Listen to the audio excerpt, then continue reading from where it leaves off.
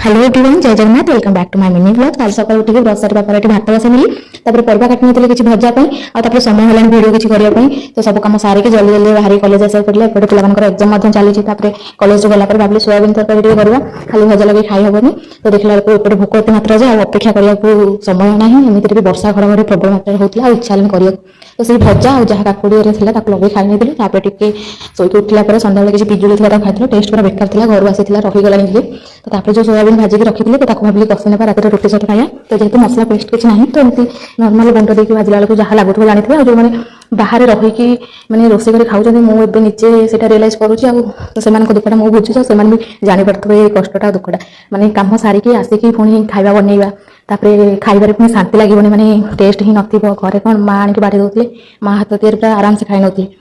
तो ये मुझे कथाटा बुझुची कहीं जमी कहते मुझे हस्टेल रोली निजे रोसे करी